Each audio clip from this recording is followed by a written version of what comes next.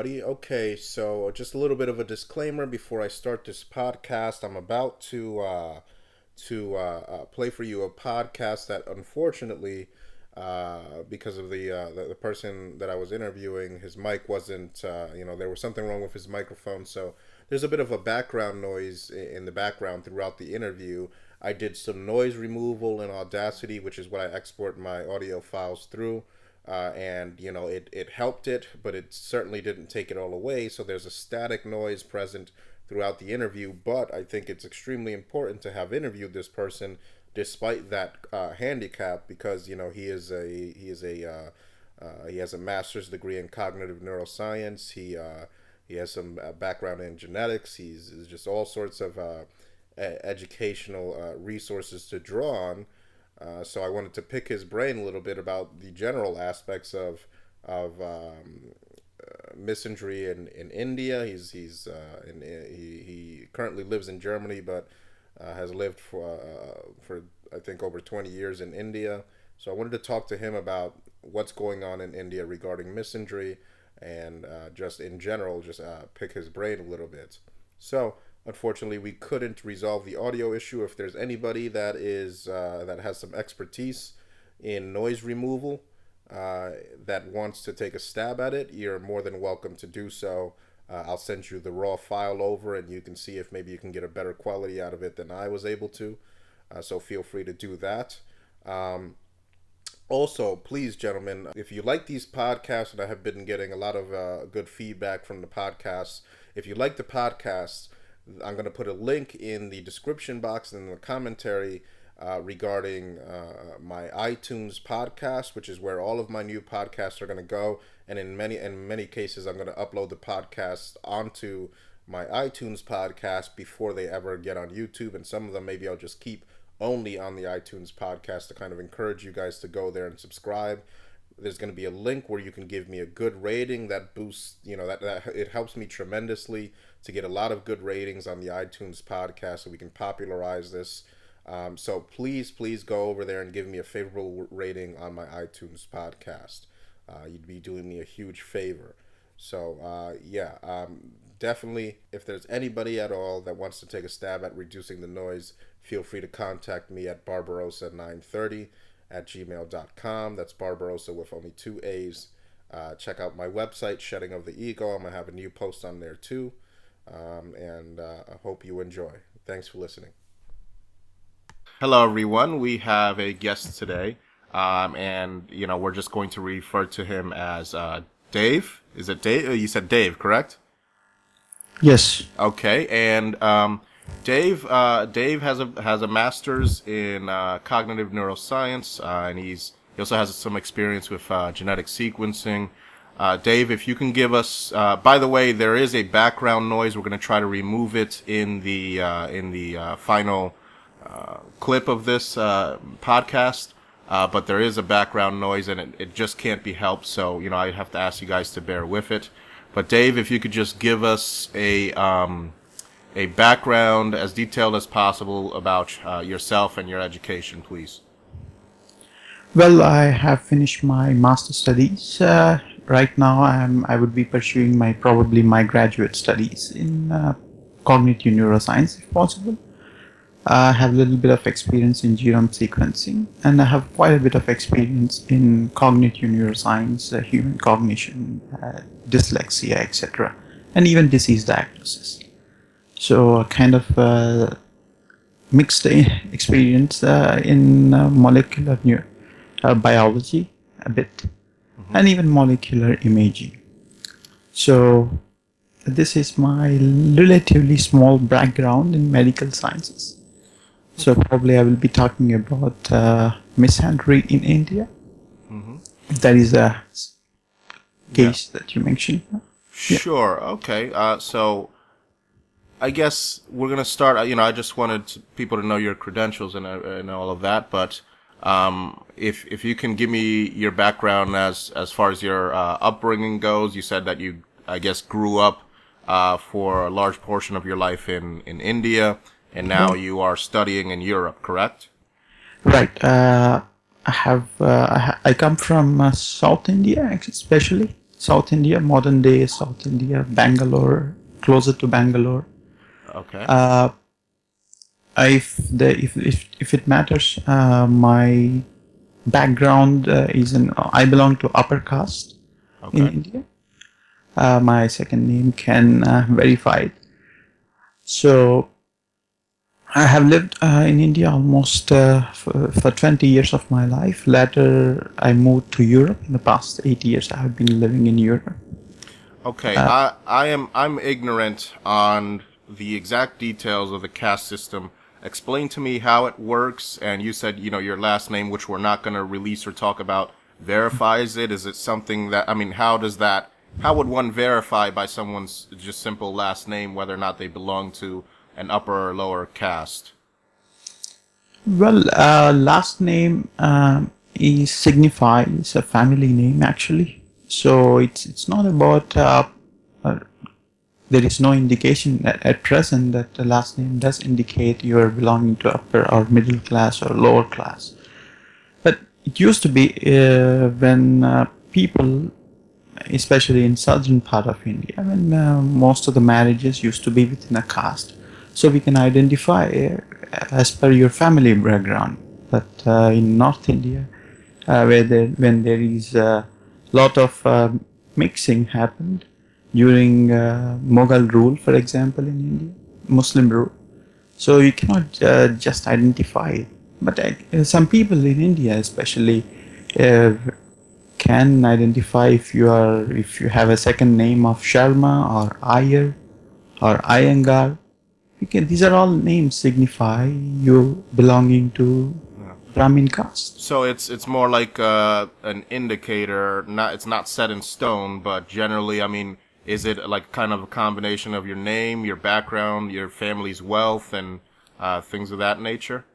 Family's wealth doesn't signify anything anymore in caste system, because you will find poor Brahmins, you will find richer Brahmins, you will find poor lower caste, you will find a very rich lower caste. In fact, mostly in political class. So what is the separate? What are the distinctions between the castes? Earlier, it used to be quite hierarchical. In a sense, the upper caste used to have complete dominion over education system. Most of them used to be in occupation of priests. Sometimes they even used to be in as a ministers in king's court, for example. Okay. The caste of Kshatriya used to be the rulers for the most part. Both these individual castes, Brahmin and Kshatriya, were called as upper caste.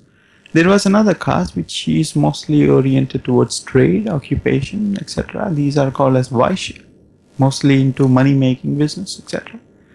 And the lower caste, which is mostly oriented towards physical occupations, labor, etc., mostly considered as lower caste or Shudra.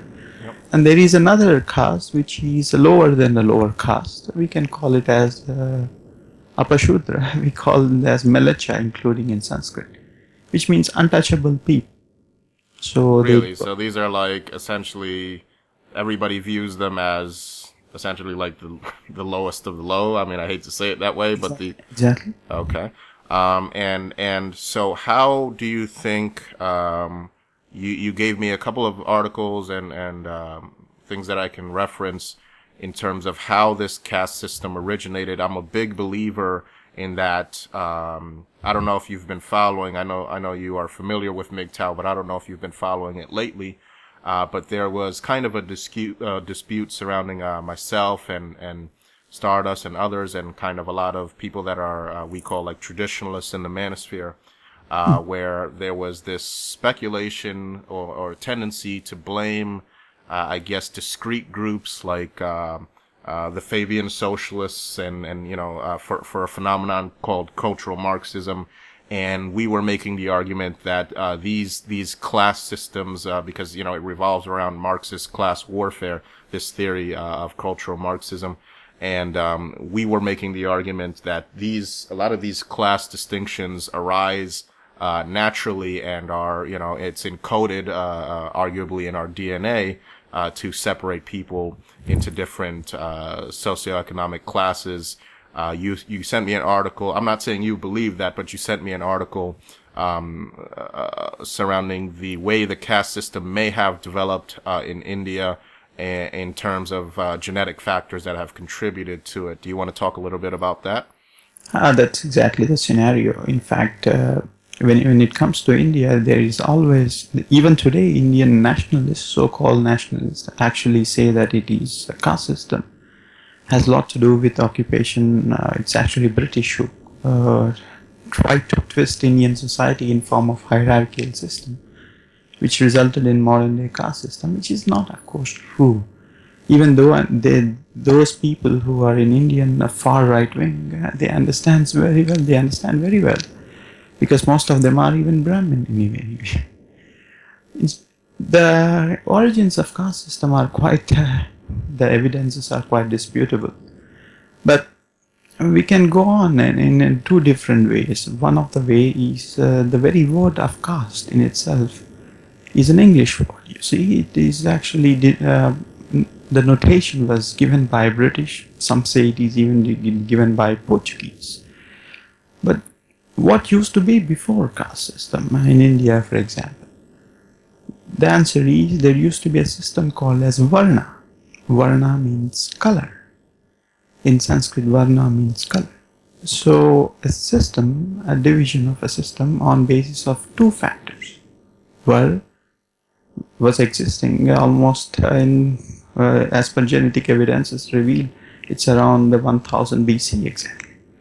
So in Sanskrit texts, mostly Manusmriti and many other texts including Rig Veda, if you read it, you will find that there are two kinds of division of a society, or probably four kinds of division of a society in later stages.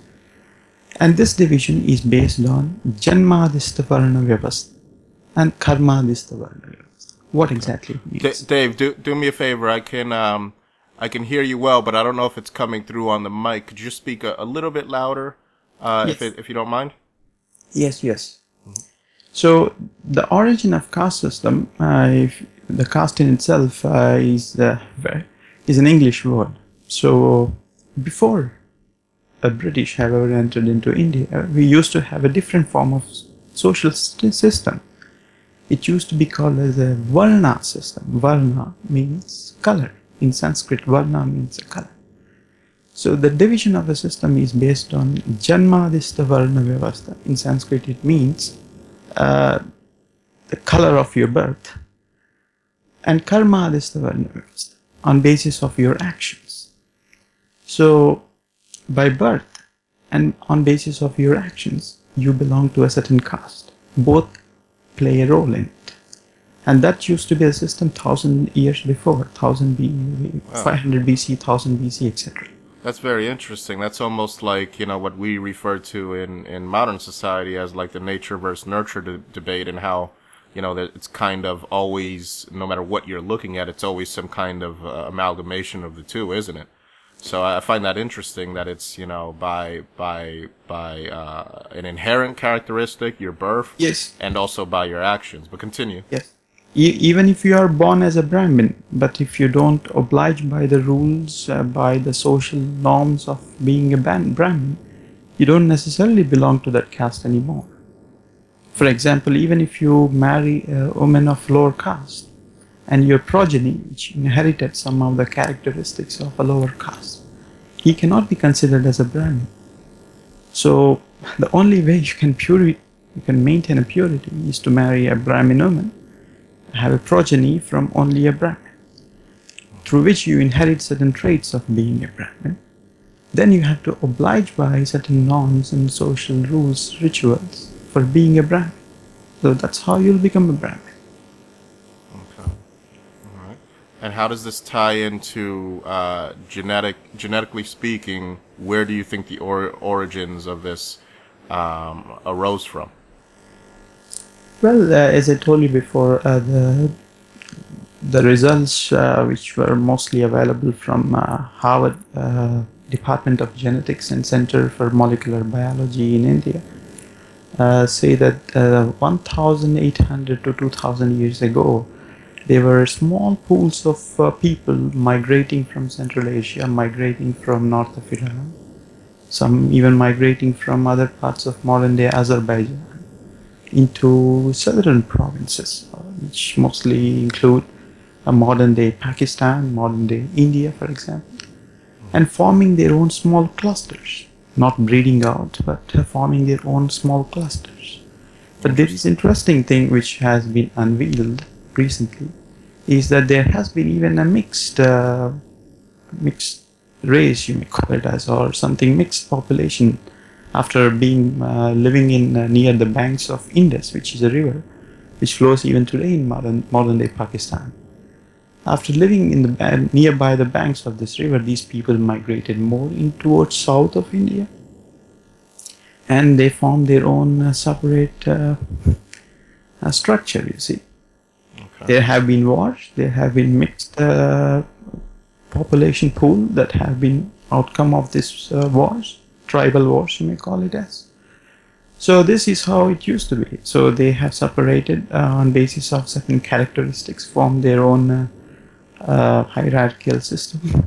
Sure, interesting. So for example, in South, where I come from, there was a saying. It's not saying even. There is in Sanskrit. If you read the books, older books, you will find 6,000 Brahmins. 6,000 Brahmins migrated from north to south.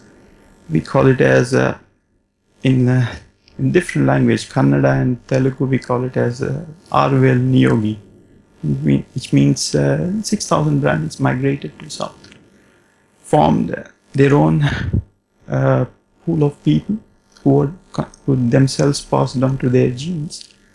We call it as a family lineage, which we in Sanskrit we call it as Gotra.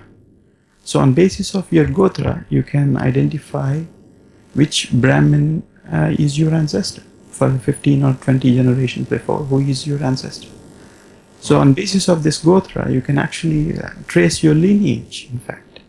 So if you have maligned, in a sense, if you have become impure, breeding out, you lose your Gotra.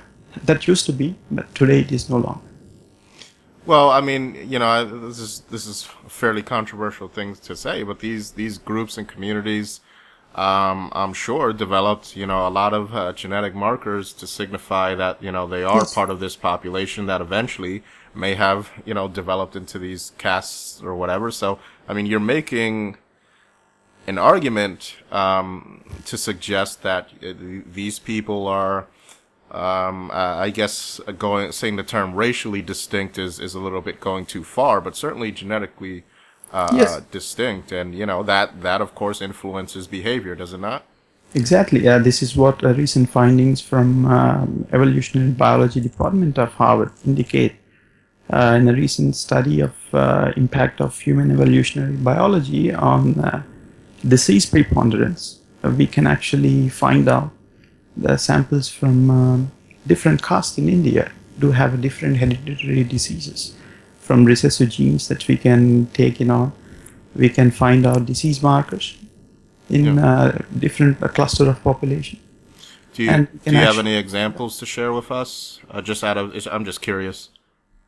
One of the quite common disease marker that we can actually find, especially in upper caste population, especially belonging to, is a higher amount of mental when you become older, higher amount of mental disorders, like Alzheimer's, and it's not just Alzheimer's, a high amount of schizophrenia, etc. is quite common. Okay. And recently there have been even studies given the fact that people from upper caste do share a high amount of what we call it as recessive gene effects, which even transmutate into diseases like what we call this disease in genetic population. We call this diseases as recessive diseases due to recessive genes, etc. But these are what we call it as rare diseases. One of the rare diseases that we see due to increase in markers we find is higher amount of this diabetes preponderance in upper caste, a higher amount of blood cholesterol that you find in them. Yeah. The height, the distance. I mean, for example, you will distinguish between upper and lower caste quite easily if you come to south. The way they are, the physiology, they are taller in a bit. Their complexion a bit changes compared to the local population in south. Yeah. So, well, it's actually pretty interesting to think about. But could this maybe have been spurred on by? You said that these groups were kind of breeding in a closed system, if you want to call it that. Do you think that maybe some of these negative or even beneficial genetic differences may have arose from, I guess, you call it inbreeding, or? Yes, inbreeding, cousin marriage, you name it. Yeah, there was actually a lot of history surrounding like the West. America had a well-known history of eugenics, where there was a lot of interbreeding going down, and a lot of there was in certain textbooks in American schools, they would teach about eugenics, and of course the Nazis would talk about racial hygiene and all of that. But a lot of these I guess upper, I don't know what you would call them in America, but I guess American nobility, if you want to call them that, would interbreed, and a lot of times it would have a lot of disastrous effects. Sometimes it would have like increased IQ effects, but then they'd have these rare genetic disorders that nobody else really had. Have you looked into this at all, or no? Well, one of the rare disease that is quite common in upper caste, maybe even in my family, it is actually even in my family. It's called as cystic fibrosis, which is quite common in our separate cluster of people. There are other mental disorders. I don't know whether you can categorize as mental disorders, like Barrel-Gerald syndrome. It's called as Baller-Gerald syndrome. What are the characteristics of that? Well, increased amount of schizophrenia in the people. It's abnormal shaped skull, for example, bigger skulls, which are proportional, and the back end of the skull you will find a high amount of bump. Yep. Including there is a high degree of this frontal plane of your vision system. The peripheral vision system of you will be longer. So it is due to a gene called as RECQL4 gene, which is quite commonly found in our cluster population of upper caste. Very interesting. So it's how it is. They are. Have you? Do you know about the I guess the emerging feasibility of in terms of economics of being able to sequence your own genome? Has your family done that and seen Yes, what? yes. Oh, okay. We as a family have done it. We have epilepsies, for example, abdominal epilepsy. I don't know whether you have gone through it. It is quite common again. Yeah. Necrolepsy, which is a sleep paralysis. Most of our family members have died for it. It's rare conditions, most of it are, but these are temporal lobe epilepsies, and mostly among upper caste you will find it. Yeah, interesting. Do you suffer from sleep paralysis, or? Exactly, necrolepsy. No, I'm saying, do you specifically, not your family? Yes, I do suffer from sleep paralysis. Yeah, very interesting. I guess we'll go on a segue briefly, but I suffer from it as well at times. My little brother is particularly he has it particularly bad, but all sorts of, like, is there, just out of curiosity, is there a conjunction with do you see anything? Yes, I see some different kinds of hallucinations. I see human beings walking in my bedroom, literally. Yep. I am completely open with my eyes. Actually, I thought of monitoring my REM sleep, you see. Yeah. Rapid eye movement during my sleep. And you can actually see me. But initially, when I was a kid, I used to be very afraid. But later, I understood it. So I Yeah. cannot take it out. So what is very interesting. What would be you would want to measure your REM patterns in order to correlate when you're having these hallucinations at like what time? No.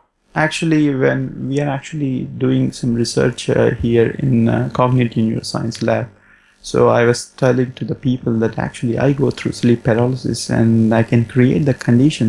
Right now, I can lay down on my bed and create a condition where I can exactly create the sequence. But when you are experiencing that, you are paralyzed essentially, but Yes, cognizant. my voluntary muscular system is paralyzed, but my involuntary muscular system, like heart and many other muscles, will still operate. And why does that what is going on in the brain when this happens?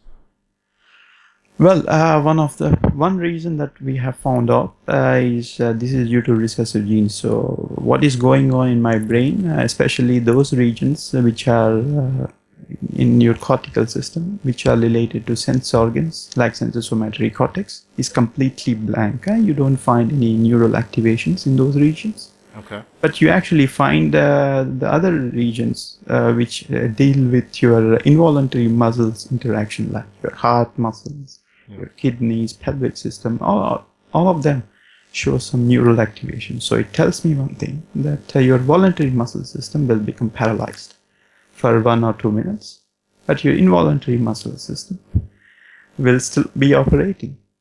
Interesting. So now, okay, so then we've talked about perhaps the genetic influences on the structure of Indian civilization or Indian society, correct? But so I guess maybe explain to me how this caste system that was already in place, in your opinion, has contributed with of course, India is now, modernizing at a very rapid pace. So you have industrialization going on. You have, India is on, I mean, I don't know if it's considered a first world nation yet, but it eventually will be, just, a lot like China. But how is all of this contributing to male and female interaction? How is it changing from how it used to be? How has this contributed to misandry, and has misandry been there all along in the form of gynocentrism? I guess I'll give you the floor to talk about all of these topics: gynocentrism, feminism in India. What are your opinions on it?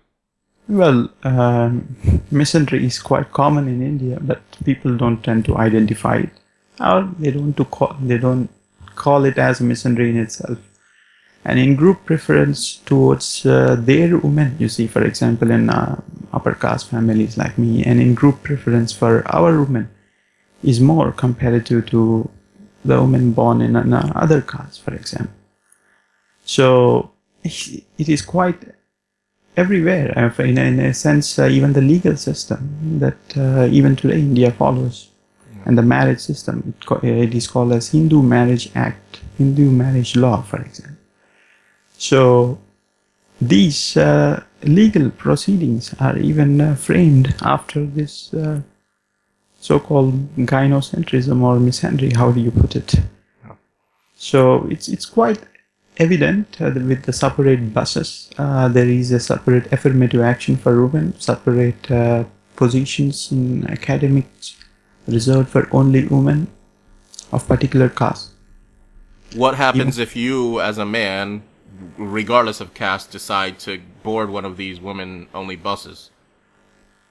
It's not ignoring that woman. You see, you are one amongst many. In fact, many people voluntarily get up and give the seat to these women. There are actually, if you just board onto any bus in India, you would find some seats in the front row with a female sticker on the chair. You see, on the Wow. You can notice actually a female, which means it is reserved for women. Like in America, we have like a handicap sign for the front seats on a bus. Yes, but it is common even in other countries, one handicapped seat, but you will find more and more seats for women. But that's very common. There are separate seats, separate. But my question is: are there bus lines that are specifically dedicated to only having women board, or is That's exactly true. That's exactly true. Recently, a lot of women in cities, for example, are getting jobs in IT services.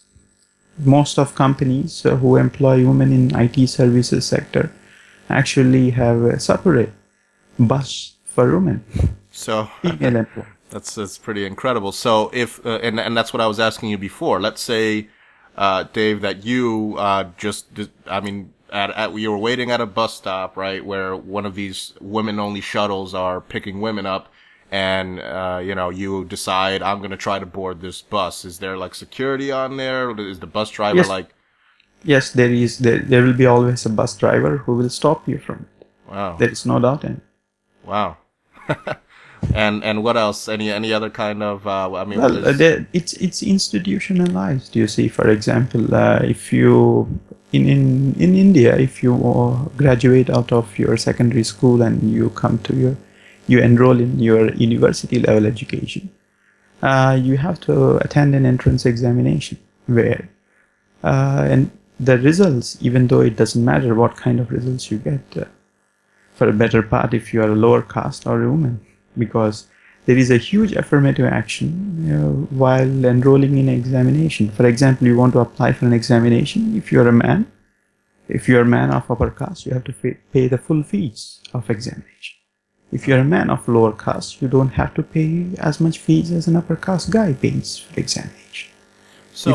So there is, I guess you could say, an organic uprising of feminism. I mean, it's not like America came over and exported a bunch of Western feminists in India. I mean, this kind of arose. Did it arise, in your opinion? What caused feminism in India? I mean, it's there now.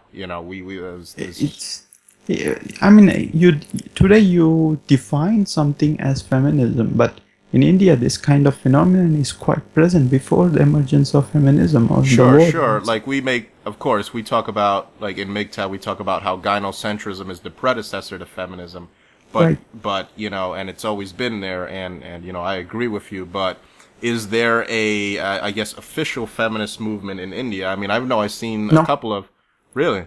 There is no official feminist movement, and most of this official feminist movement are those women who call themselves as official feminists are well educated. They are very comfortable, in fact. Yeah. They mostly belonging to one particular caste. Mostly, I'm not saying all are, but mostly belonging to my caste, upper caste. So I don't. Is there? But okay. So let me rephrase the question then.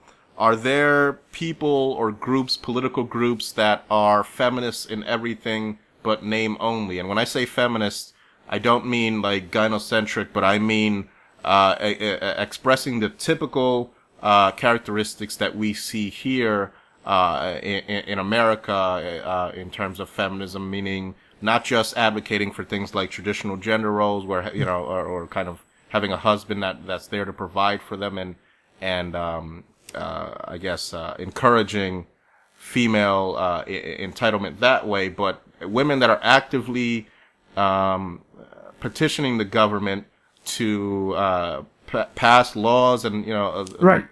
For example, recently there is a Women's Reservation Act in India. More women entering into member of parliament positions, political reform, into judges, into police department, etc., etc. More women prefer. So, women's legislation or women's reservation bill, which was enacted into Indian Parliament, which changes the pre-included law in Indian Constitution, which doesn't have this provision of female-only preference. So you would expect some right-wing, far right-wing of India, or so-called, they call themselves as Hindu nationalists, or even the far left wing of Indian Communist Party, would disagree with this kind of stuff. But almost all of them, in fact, in the recent proposition of it, in 2012, I think the law was enacted. And in the lower house of Indian Parliament, where 545 positions of member of legislative assemblies have voted, 543 members have voted for this legislation without any bias. it is unanimous, or some people protested because this kind of laws, like the laws like IPC 498A, where you get the benefits of your husband. For example, if a marriage ends up in divorce, you will get 50% of your husband's wealth. But this law has make sure that you don't just get the 50% of your husband's wealth, but whatever your husband has inherited from his family, even you get 50% of it. Wow, so that's nobody actually protested against it. Some two nutcases protesting against it. They were kicked out of parliament and considered as the absentees. And 543 members unanimously voted for it.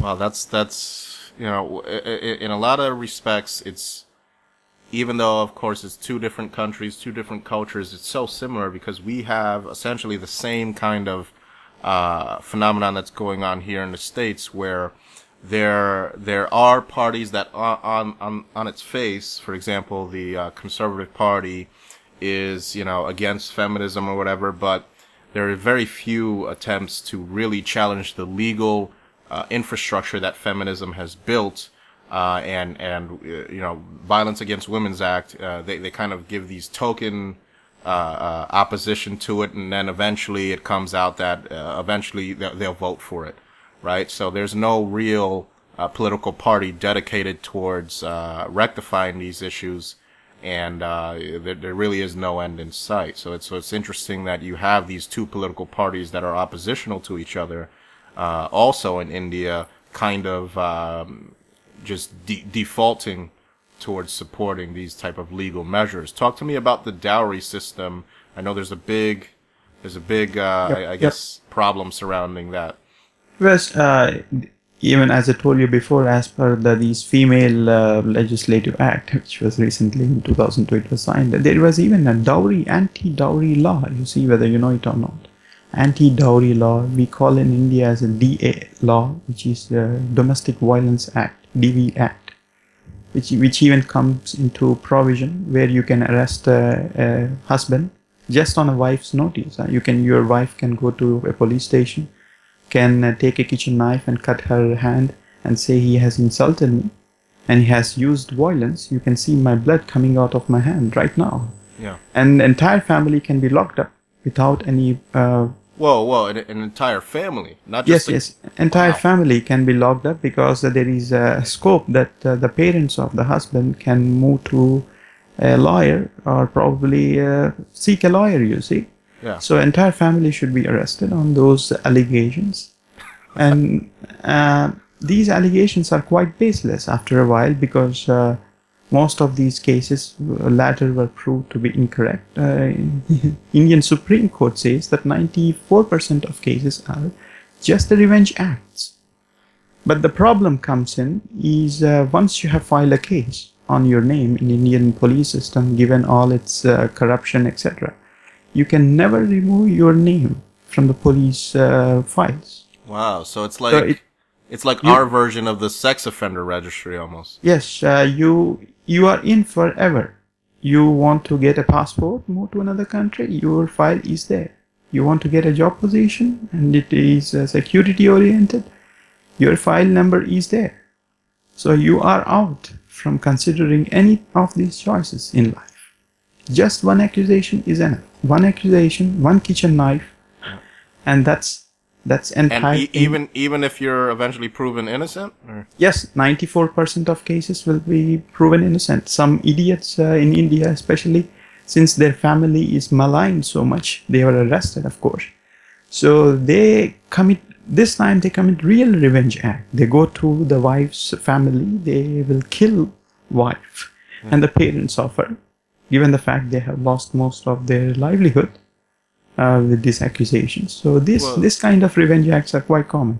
Well, yeah, I'm not advocating violence, but if you start putting entire families in jail for what essentially amounts to false domestic violence and false rape accusations, you're going to have some people that react in violence. And, I don't, of course that's wrong, but if you're taking away these people's livelihood, you're taking away their good name and their reputation, people get desperate, and desperate people do violent things.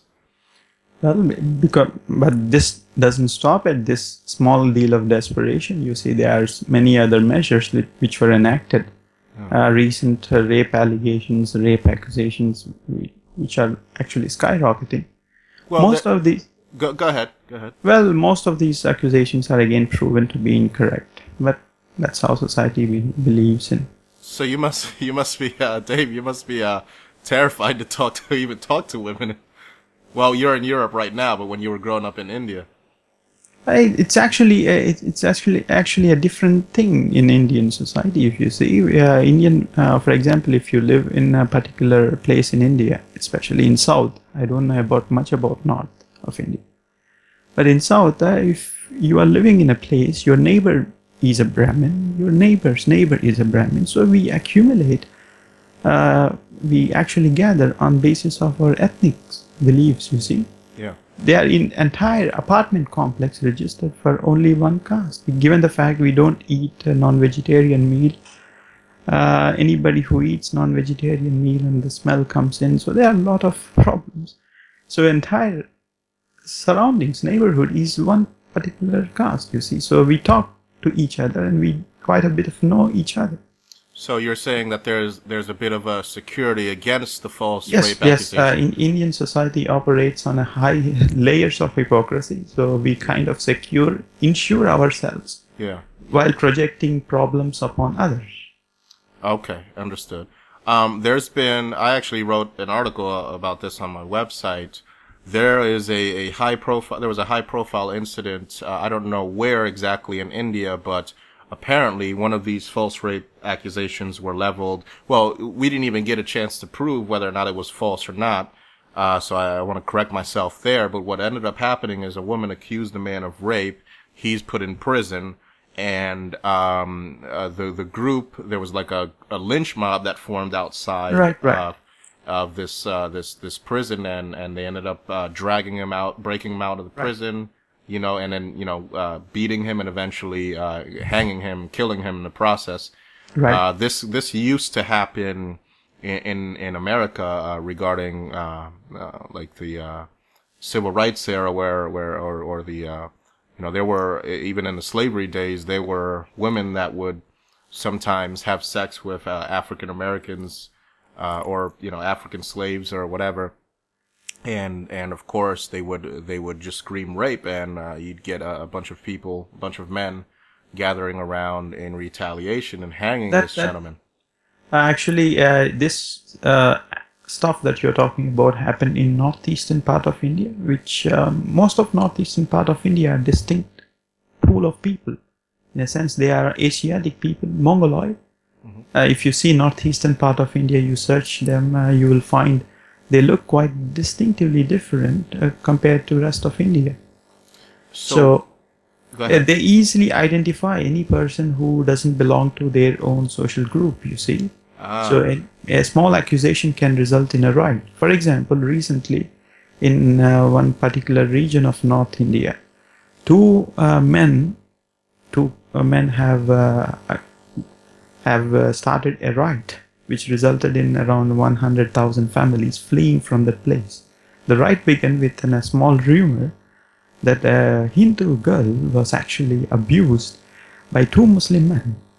And that phenomenon is considered as a love jihad. Muslims are conducting a jihad on Hindu women, abducting them and forcing them into Islam by raping them, etc., etc. Mm-hmm. This resulted in a riot we call in India as Muzaffarnagar riots, where small accusations have resulted in riots and men killing each other for obviously no reason. But we cannot simply pinpoint at innocence on Muslims. You see, there are some accusations that the Hindu men have abducted Muslim women. Well, sure, it's basically just tribal warfare for access to women.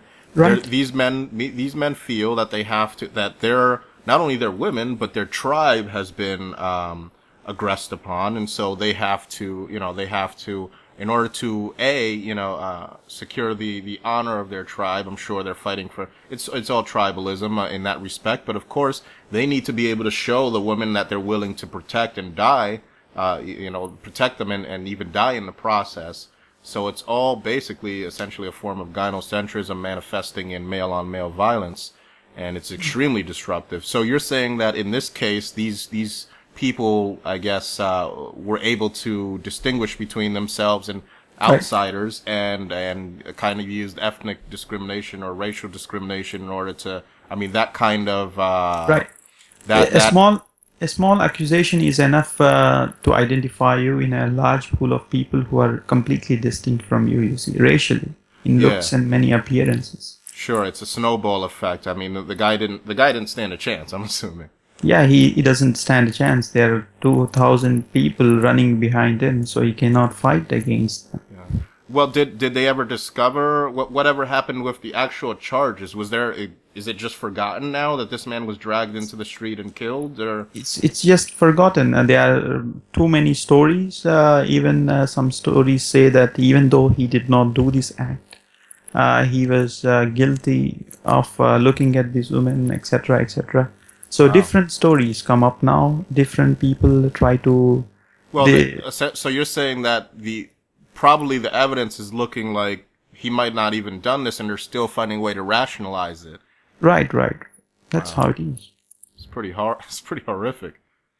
That's how you escape the criminal punishment. How can you escape the criminal punishment? Yeah. But again, there will be no criminal punishment in those regions, so you can simply bribe some lawyers. Just simply get away from it. It's quite common here. What is I've heard of some kind of legal. It's called Imbra. Can you enlighten me on that? Imbra? Yeah, I believe IMBRA. Am I incorrect on that? I believe it's like an Indian legislation that is like. Let me see if I can look it up quickly.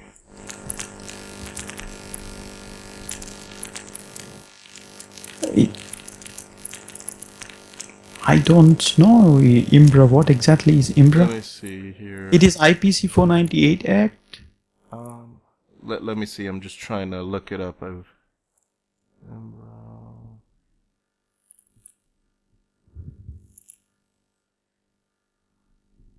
me see if I can see. I know I've seen it before, but.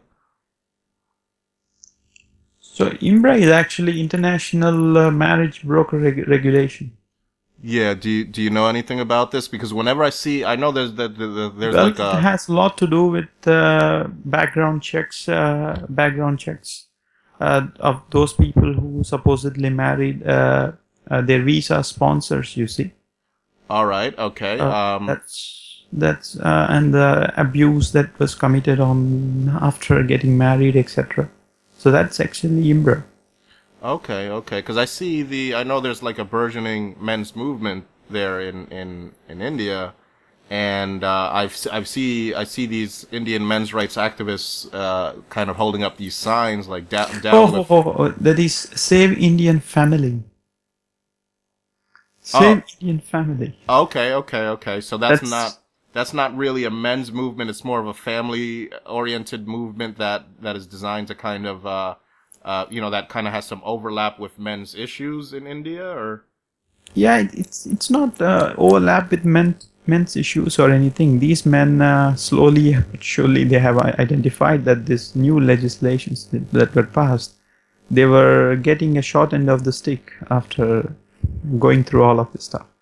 So they have started a small foundation which is not even special anyway. They don't even have lobby or anything.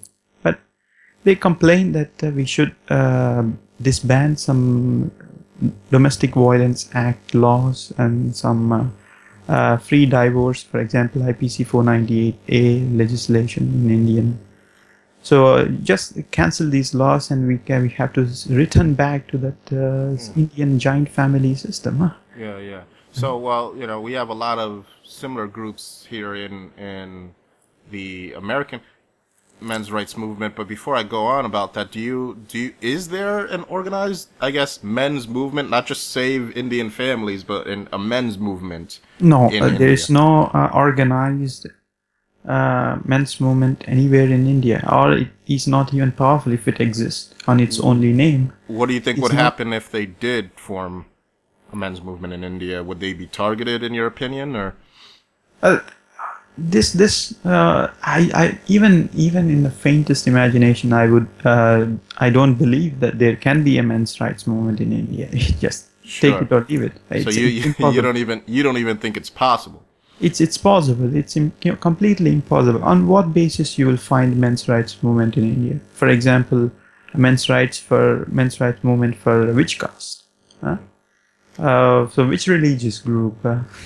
So these distinctions which exist among men based on their caste, based on their religious separation, how can they unite on common cause? Impossible. Sure, sure. Talk to the biology. I mean, I find that men are more likely they want to wrap their identity around a country, a class, culture, but never around their sex. Why do you think that is? I know we've explored that in the manosphere, but what is your opinion on that?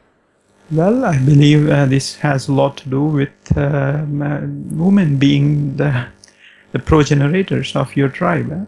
Yep. So, since the legacy of your tribe depends on women, mostly women, there is no other means that you can continue the legacy of your tribe. Sure. So, how can you base your identity on anything else? Because the next generation which carries your identity, that in itself depends on the woman's approval.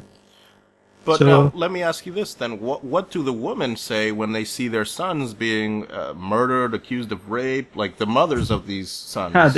most of Indian men's rights, so-called pseudo men's rights movement, is actually led by women, because they understand that they have been locked up in prison. You see, when their daughter-in-law accuses of some kind of abuse, the police will even register a complaint against the mother of a man. You see, so they now are understanding what women actually do. So the most of the members of Save Indian Family Foundation are actually women. That's incredible. That's pretty remarkable. So only when women get a short end of stick and they realize that their own actions result in disastrous consequences, Well, they join. we see the same thing in our men's movement here in the West. It's we have an influx of women now that are coming in. I don't know if you're familiar with the Women Against Feminism, I guess, group. I don't know if you've heard of them, but these are women that are getting sick and tired of feminism. And there's a lot of speculation in the MGTOW community that they're not really there for the benefit of men. That's of course true. Even in India, that's of course true. How many of these women would love to relinquish the benefits that they get from these laws? How many of them? Exactly. Not many. Not even one would Well, stand in line. do you think that if for example they weren't getting thrown in prison, that they'd even be up in arms over this stuff? No. For example, it's not just throwing into prison. That is the smallest incidence. For example, if you are a woman employee in public sector companies in India, public sector means government jobs, you will be first in line in promotion. The bonus package that you get is more than compared to men. The maternity leave that you get is more compared to men. And the reservations that you get in transportation system are more compared to men. For example, if you have enrolled in public healthcare system, you would be given a higher priority. Especially there are beds named after women. Most women will get a separate bed in a hospital, intensive care units, compared to men. How many of these women would simply say no to all of these preferences? Not one. Yeah, of course not. It's not in human nature to say. It's not even. I mean, even more specifically in female nature, but it's just general human nature to not give up benefits that you're showered with. But now, as you know, I'm sure that women are in many respects just as violent as men, and I think the false rape accusations are that these women are leveling are just a form of violence by proxy. But there's a famous video. I don't know if you've seen this. It's called "How Can She Slap?" It was. Okay, That's actually... Yeah. So you've seen this, right? And yes. So as you know, there's plenty of evidence. The men's rights movement and the manosphere, the MGTOW, have documented this thoroughly, that women are just as capable of violence as men are in domestic violence, and, women rape men. But is there any kind of coverage of that female violence, female-initiated domestic violence, female rape, Or is it just kind of swept under the rug and everybody pretends that it doesn't happen? Mostly it is swept under the rug, but if you see the legal proceedings in this regard, for example, Domestic Violence Act in India says domestic violence in itself means man on woman. It's simple as that. The legal legislation says man on woman. There is no woman on man. It's incredible just how similar it is to... So there is nothing you can do about it. What exactly you will prove? You will prove in the legislation that this is a vile accusation. Even if you prove it, then you have to run around courts. You have to bribe a lot of lawyers. Get a proceedings and hearing should be done. All of it will take 2 years and you will be jobless, by the way. During that time, you have to spend a lot of money. So what exactly are you going to prove? So you basically get... it's basically you're fired when these accusations are leveled. Yes. You will be locked up in prison anyways. Yeah. How many of companies, multinational companies, etc., would like to keep you in company anymore? You see, you are offender. But even when you get out, even when you get out, you're still basically fired, right? Even when you get out of it, you have to somehow convince, bribe, I don't know what you do, somehow get into job position, but not the same company for the most part. What about your friends and your male friends in India? Do they see this and what do they say about all this? Most of the stuff in India, because there is little or no trust in legal institution, police institution, politicians, etc. Most of the marriages are arranged marriages, which means family plays a greater part. The greater family institution comes and settles down the dispute for the better part of us. The family comes in and settles down all the disputes.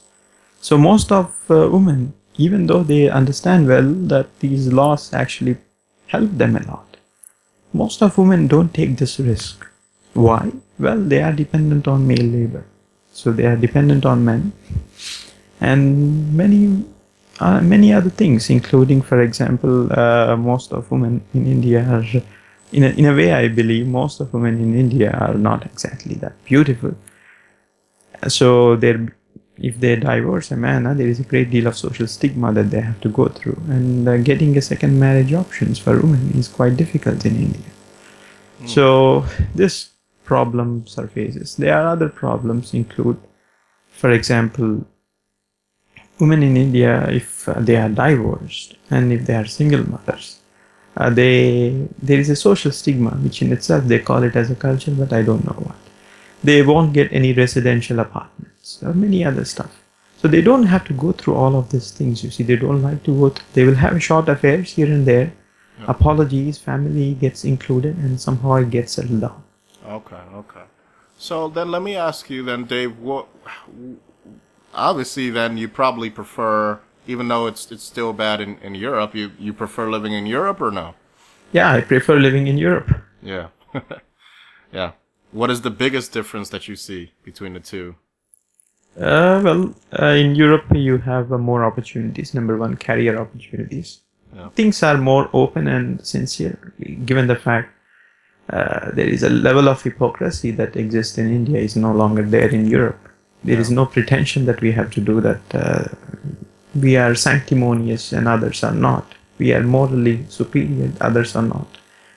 Everything is quite normal. For example, in Germany, people tend to acknowledge whenever we talk, even in companies outside, we talk about stuff that we are talking like this here. Some people tend to recognize and acknowledge it, but in India, the people don't try to acknowledge. They try to pretend that they are more superior than others. Yeah. They simply say, we don't go through this problem. I see. There's a burgeoning surrogacy industry in India, correct? Yep.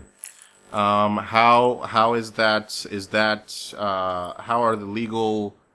What are the legal protections in place regarding women? And is there any kind of legal protections designed to portray men as being kind of ready to take advantage of these Indian women? Especially, I like the idea of surrogacy anyway. Yeah. But there are no legal protections for women, especially today. For women or for men? For women. Okay. There are no legal protections for women. But most of the women who nominate themselves for this surrogacy are mostly underprivileged women themselves, so they can make a higher amount of money. Yeah, yeah. And so they're probably, you know, I mean, the legal protections, the risk that they take, forfeiting those or not having them in place. Yes, but there are some legal protection laws that were passed, but you can get away from it by just bribing some police or constitutional members. So that's not a problem at all. Well, yeah. As long as it is not happening this is how the thinking goes. As long as it is not happening in my caste, in my family, that's not my problem. Okay. So you say you're interested in pursuing surrogacy yourself, or no? If I wish to have children, it is quite expensive in India. If you wish to have children, yes. Yeah. Well, why? I mean, any reason in particular besides the obvious, or is just, you know? I mean, have you given any thought? Do you want children, or? No. I don't really want children, given the fact it is quite expensive, and mostly if you are born into upper caste, you don't get any provisions. You see, most of the time, if you are born into upper caste, you have to perform greater than the limitations and expectations that the society gives on you.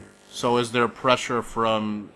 In America, we have this problem a lot where if you choose not to have children, the mothers in your family, the women in your family, a lot of times will ask you, so, you know, why aren't you having, like, is there any pressure? Of course, in India, it's quite common. They even shame you. They even laugh at you. In fact, your mother does it. Yeah. So, that's what I was asking. Like, the women in your family, including your mother, they're pressuring you to have children, or? Absolutely. No, not me, especially. They sometimes indirectly ask you, but do they laugh at people? In fact, my cousin, who actually is in today Stanford University, he's a researcher in Stanford University. He never had children. He's around 39, 40 years of age. So, do they laugh at him? Absolutely. But is he happy? He's happy in his own regard. He's a nerd, so he's happy in his own regard, in his own life, the way he is. Good. That's great. Is there? I mean, you guys have population problems in it. I mean, your birth rate is pretty high, or the birth rate in upper caste is dwindling. So, in a sense, at least in southern India, where I come from, the number of upper caste Brahmin families in India is 1%. So I am last but one generation of upper caste Brahmins in the south of India. Then we will be like dinosaurs. We will be extinct. Interesting. Well, you know, I mean, it's very fascinating to hear you talk about the differences and the similarities in India. How did you discover MGTOW? I believe I asked you this before. Right. I just discovered MGTOW from some PUA stuff that I was reading into. And so you said you got into PUA, but it wasn't really your thing. And no, it's not. I never got into anything PUA or any other group. I just was browsing through this PUA, what exactly it is, what they actually state. Yeah. And I believe PUA are, on one hand, they are at least early adapters. They understood that the sexual dynamics, especially in West, have changed a bit. But they are insincere to themselves, given the fact their main focus is getting laid. Yeah. What is a PUA if you cannot get laid? So exactly. Because in a lot of respects, MGTOW kind of draws from all of the different portions of the manosphere and kind of sucks people in from everywhere around the manosphere. But so you were more like just kind of to educate yourself. You were looking at PUA just to see what they were about, but not really. You didn't like it. But, no, it's not liking or anything. I just gone through some stuff that they are doing, and I find them as amusing, given the fact their whole focus is just getting laid, and they tend to form their own groups, some kind of denotions like alpha, beta, gamma, delta, or something like that, which doesn't mean anything for human beings. You see, we actually denote these kind of nomenclature for animals. Yeah. But they have no problem becoming an animal. Yeah. Just for getting female attention. Yeah. It's strange. Well, yeah, it's centered around basically, regardless, despite what they say, it's always going to be centered around how many women you can get to sleep with you. That's what PUA is. It's quite simple. How many of people would like to buy PUA books if the guy cannot get laid? Exactly. Yeah, and in a lot of respects, they kind of take advantage of men that are lonely because they're still deriving their validation through women, and they sell them books and all of this stuff, and it's just and a lot of these guys, they're not gonna find anything useful in PUAs, but it's almost religious the the way that people defend PUA when you criticize it. But basically, yeah, it is all about selling books, and it is all about deriving your validation from women, and so that's why I kind of shied away from it. But do people know, I guess, in Germany where you're at, or in India, have you shared MGTOW? Right. Well, they are. No, I don't share much about MGTOW, but a lot of Indians imitate this pickup artistry or pickup lines or something like that. They imitate what they see in some kind of YouTube or something. Yeah. They But try to do there's this. no, I guess, analogous, something similar to the herbivores in Japan, in India. No. Okay. It's not going to happen. It's never going to happen. Wow. But there are already herbivores. Especially, you will find herbivore men in most upper castes.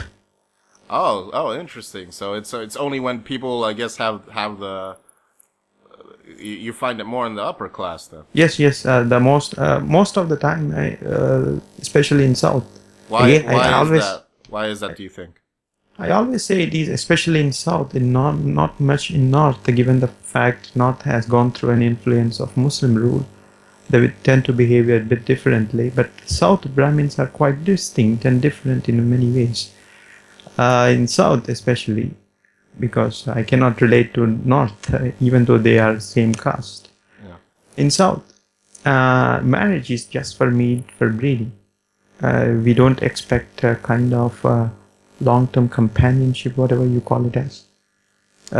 These expectations are no longer there, given most South Indian women, not mostly Brahmin women, are highly rich. They belong to most rich, privileged families. So the dowry is, for example, if there is a marriage, especially in some families, if there is a marriage, there is a dowry of 100 million rupees or 200 million rupees. In a sense, it is closer to around $1 million in dowry. Wow. So this is amount of that money that female family can spend on that woman. She will have a higher deal of entitlement and many other stuff. Yeah. So you just have to, if you are really interested, you can just continue to breed. Yeah. But if that is not even your part, the reason most men subscribe for this marriage is prior to this marriage, mostly in India, most are virgins. Even I am virgin till 22 of my age. Okay. So I have no problem in telling this truth. Yeah. So I'm now grown up, but in past 6-7 years. So this is how it is. Society has been repressed. Mostly male and female sexuality is repressed. Repressed in a way that this institution of marriage continues. Wow, this has been enlightening. Dave, listen, thank you for joining us. I think we're going to wrap it up, but sure, I'd like to talk with you more and maybe get you in contact with other MGTOW as well. I know we talked about getting you in contact with Stardust as well, but would you join us for further talks or? Sure, no problem.